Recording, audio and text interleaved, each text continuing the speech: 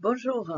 Pour continuer avec notre démarche, plusieurs vidéos ont été consacrées de mon côté.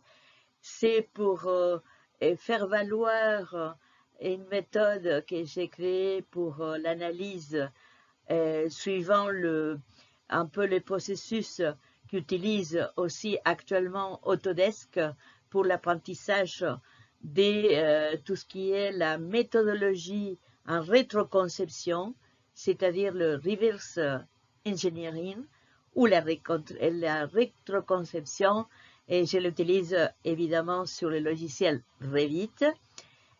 Parfois aussi j'utilise AutoCAD et d'autres, mais toujours sur l'éditeur Autodesk. Et donc aujourd'hui, c'est un exemple très important. C'est les exemples, et je prononce un petit peu mal, excusez-moi, c'est Shaoxuan Stadium à Shandong en Chine, qui a été conçu en 2017, et l'entreprise c'est Shanghai, et les concepteurs c'est Jing Gao et Alain Revers. Donc vous voyez dans l'image là que j'ai créée, vous avez à droite un peu ce qu'on va voir en détail, les processus de la création que j'ai utilisé sur les logiciels Revit pour arriver à la forme. Évidemment, j'ai toujours priorise, par exemple, dans ces cas-là, la peau du bâtiment et l'intérieur, j'ai un petit peu improvisé. Mais de toute façon, l'approche, elle est, je crois, assez réussie. Voilà. Donc, là, cet stade, il est situé au centre d'un parc culturel que vous voyez à droite. Et c'est un stade d'une capacité de 40 000 spectateurs, qui comprend des installations commerciales et des bureaux. Et bon, capable d'organiser des compétitions nationales, individuelles, etc. Il est situé comme le canton de la rivière Nord. L'idée, c'était de créer un parc urbain vert avec un design et une ambition aussi à niveau de l'innovation technologique et de la morphologie et des études d'architecture paramétrique. Et c'est la raison pour laquelle je l'ai choisi cette fois-ci pour un nouveau exercice que je propose à tous les utilisateurs Revit, évidemment. C'est très important. Pourquoi? Parce que j'insiste sur le fait que l'apprentissage de cette méthode de reproduire et déconstruire une œuvre de référence, ça permet essentiellement d'avancer évidemment avec les outils des logiciels Revit, mais en même temps, ça permet de ne pas dévoyer l'idée spécifique d'un projet d'architecture. Parce qu'un projet d'architecture, l'application de la AI, de l'intelligence artificielle, va venir par la suite pour optimiser certains pas, pour améliorer la qualité des images ou pour trouver des variantes. Mais de toute façon, le point central pour l'exercice, c'est de pouvoir vraiment aller à l'essentiel. Un projet, il y a toujours un leitmotiv, il y a toujours une séquence qui est une logique par rapport à ces processus de conception, et elle suppose, comme dit si bien Yann LeCun et aussi Patrice Paradis, à qui je contacte souvent, on est en contact, et pour justement montrer que l'architecture, l'exercice d'un projet, et ça dépasse l'application des variantes ou des possibilités de l'intelligence artificielle, et c'est aller vraiment à l'essentiel comme leitmotiv et comme aussi les outils technologiques qui sont les plus appropriés, c'est-à-dire c'est une unité. Et cette méthode s'empêche justement de dévoyer l'essentiel et aller chercher des belles images pour créer un style, etc., etc., ce qui est tragique par rapport à la qualité architecturale à l'arrivée. Bon, et là, le leitmotiv de l'œuvre, vous voyez que j'ai mis l'image de la lanterne fameuse des Chinois, c'est parce que là, les points forts, c'est justement reproduire un petit peu cette forme extérieure avec la façade ondulée et qui rappelle évidemment les motifs ondulés des lanternes, symbole de la fête, de la célébration et rassemblement de la communauté dans la culture chinoise. Vous voyez qu'il y a un aspect culturel qui dépasse ce qui est trouvé un style, etc. Alors l'analyse morphologique, c'est une morphologie, vous pouvez les voir à droite. En haut, c'est mon interprétation et en bas, c'est une vraie façade de cette œuvre.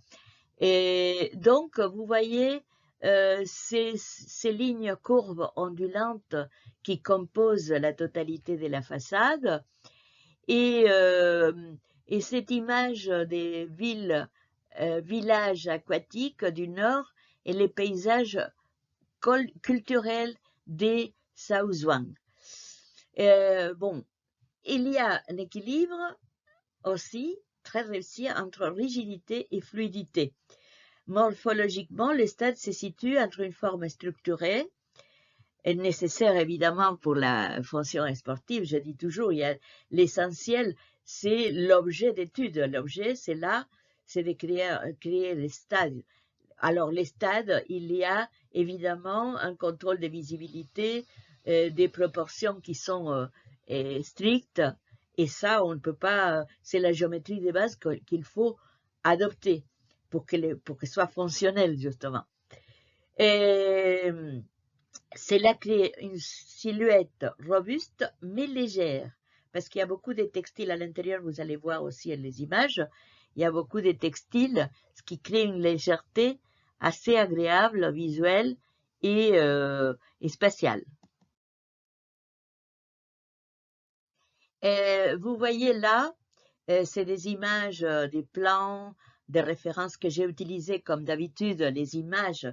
Je n'ai pas utilisé des documents techniques, j'ai utilisé, et je l'ai fait exprès, parce que ça nous oblige, quand on fait par rapport à cette méthode que je propose dans mes formations, depuis déjà presque 2 ans. Et d'ailleurs, je vais vous dire, je suis la seule à proposer cette formation, et ça n'existe nulle part ailleurs, à ma connaissance. Voilà.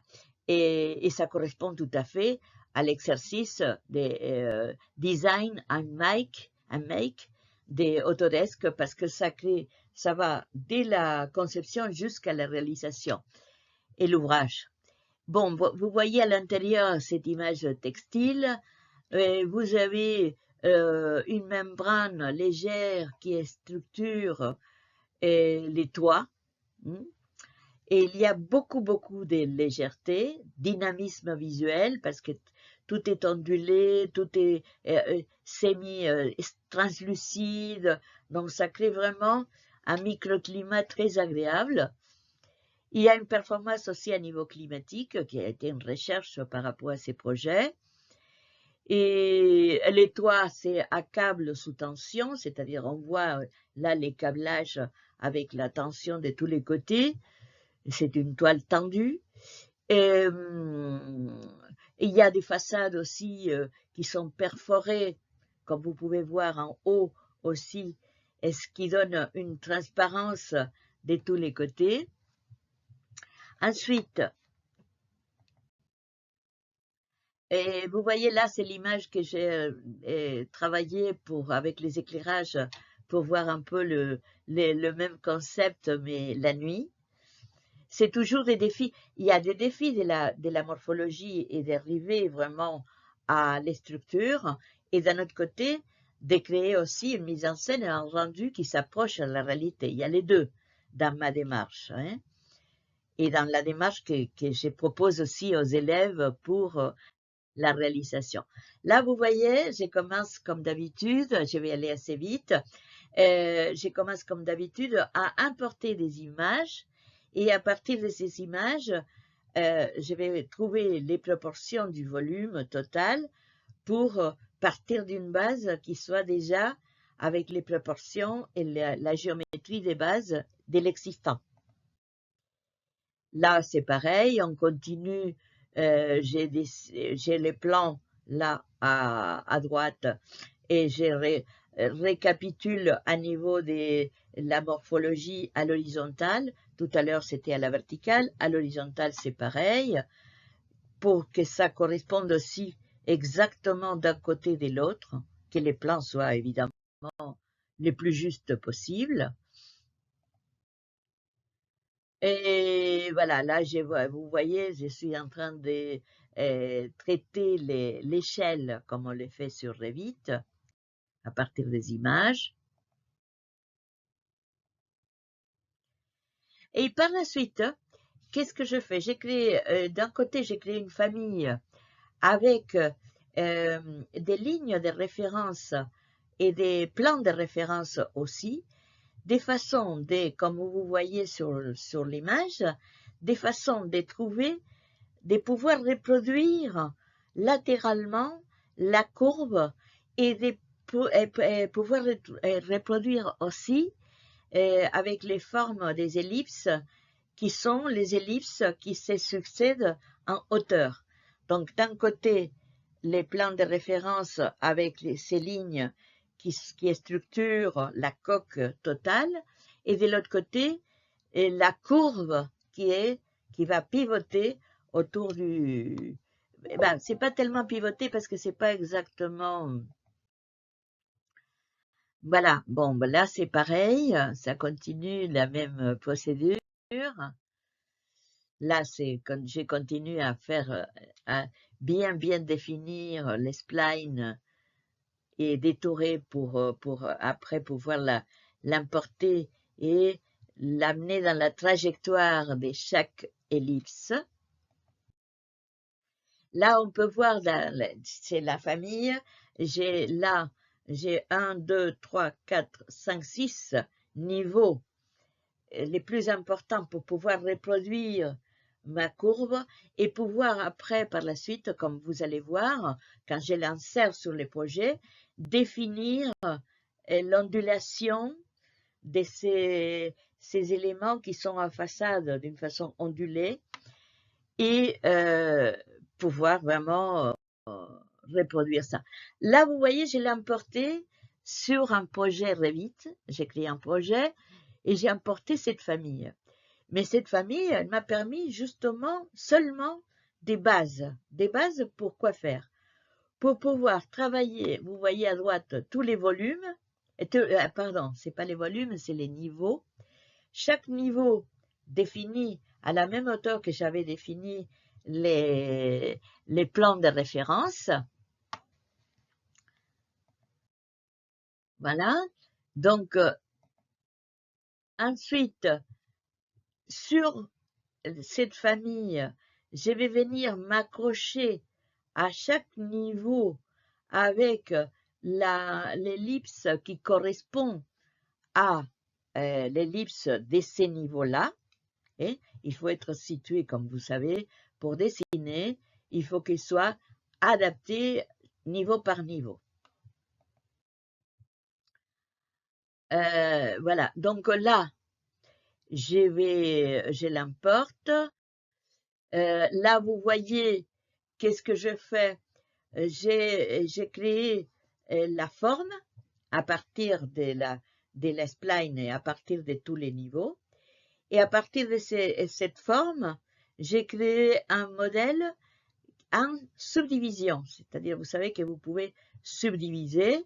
Et donc là, j'ai réglé en correspondance à la réalité, j'ai réglé 5 à l'horizontale, 5 divisions, et 8 à la verticale, pour avoir la correspondance avec la réalité aussi. Et à partir de là, j'ai défini chaque trajectoire avec, vous voyez qu'il y a les petits points.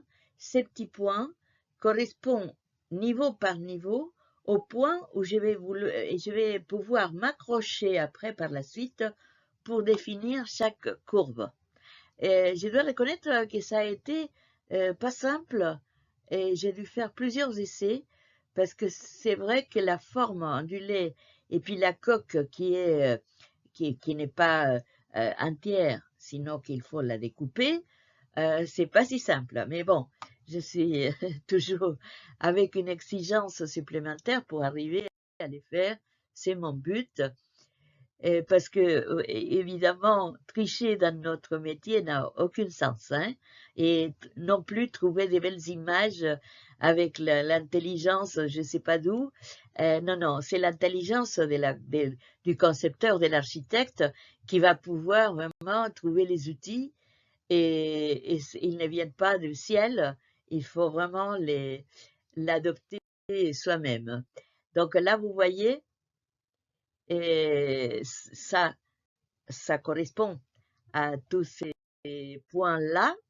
Et là, vous voyez comment j'ai utilisé ces points, ces courbes, pour définir une ligne de référence avec des points qui sont des points précis pour pouvoir créer la forme ondulée de la façade.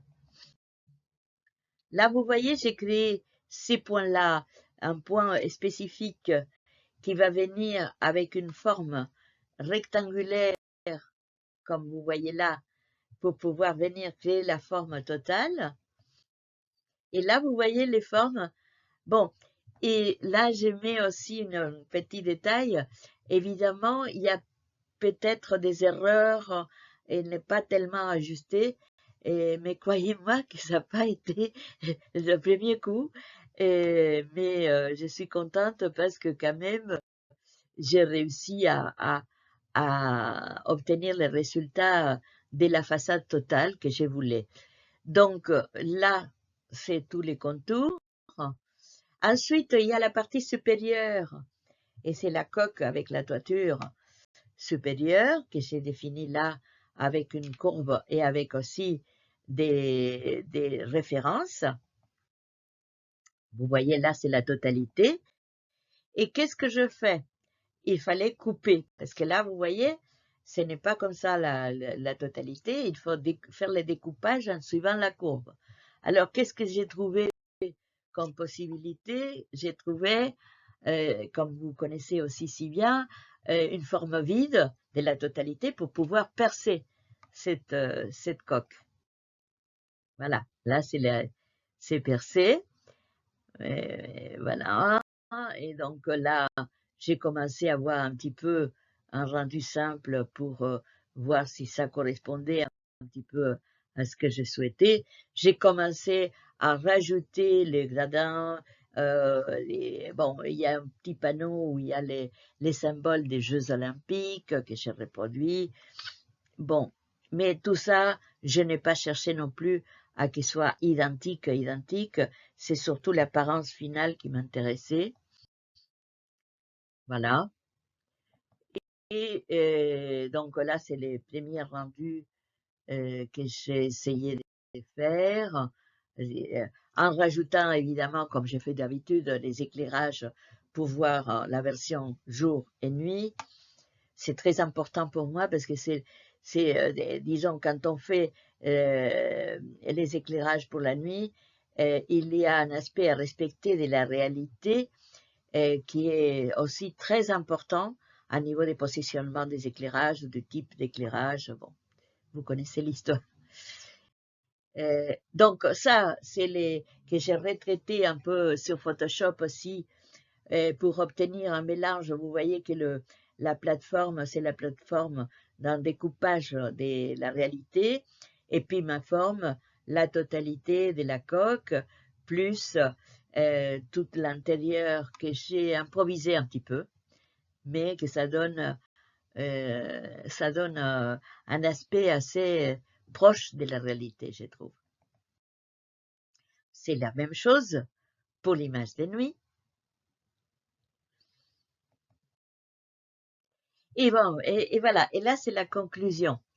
Alors, cet stade illustre une stratégie architecturale très contemporaine qui transcende la simple imitation des formes historiques, mais intègre des symboles culturels forts. Hein? J'insiste là-dedans, c'est toujours cet aspect qu'on ne peut pas substituer avec l'intelligence artificielle et que sont les aspects essentiels et les points forts qui vont définir le projet. Hein. Si on ne part pas de ça, si on part, on fait n'importe quoi.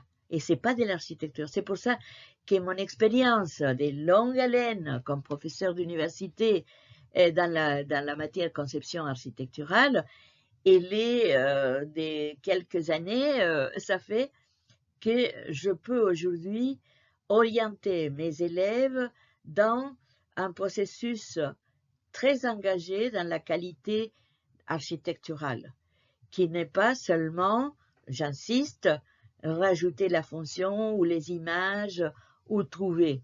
Et la technique, bien évidemment, la technique de construction, il faut qu'il soit la continuité. On ne peut pas adopter une technique qui est contradictoire par rapport à la forme, parce que chaque forme, chaque morphologie, chaque type d'espace va avoir aussi un aspect technique qui va accompagner. Hein.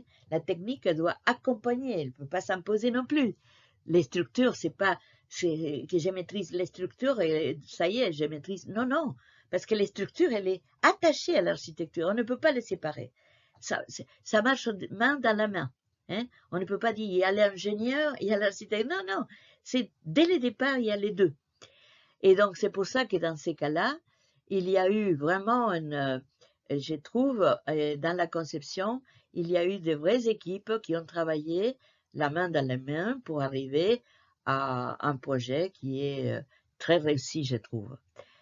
Et surtout, très local, très lié à la culture, à l'aspect du site d'identité. Hein? Et c'est ça qui fait qu'après, on peut venir avec l'intelligence artificielle et augmenter cette œuvre à niveau des variantes, à niveau de pouvoir optimiser des situations, mais c'est après. Hein? C'est pas, on ne peut pas les trouver, l'intelligence artificielle, au départ d'un projet. Et c'est la raison pour laquelle j'insiste sur la rétroconception comme une méthode pédagogique spécifique, très utile. Bon, là, j'ai mis les pas sur création d'une famille, après la relation de la mise à l'échelle, après l'insertion de la famille dans un nouveau projet, la création des niveaux, subdivision des trajectoires, création des splines pour définir la forme, création de la coque et découpage avec des formes vides, et création volumique et mise en scène. Voilà, je crois que j'ai tout dit. J'espère aussi que vous allez, si vous aimez la vidéo, n'hésitez pas à me donner le courage de continuer à faire des vidéos de ce type. Et en commentaire, si vous voulez, ou vous êtes en opposition à ma façon de faire ou de penser, aucun problème, je reçois toutes les critiques.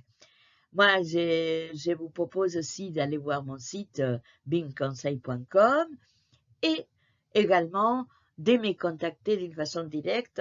Je réponds à toutes les questions, je réponds toujours. Et si vous voulez voir les formalités pour faire des formations avec moi, parce que j'ai plusieurs structures pour faire les formations par rapport au niveau, par rapport aux attentes et par rapport aussi au type de programme suivant les agences. Voilà, je vous dis merci, grand merci et j'espère à très bientôt.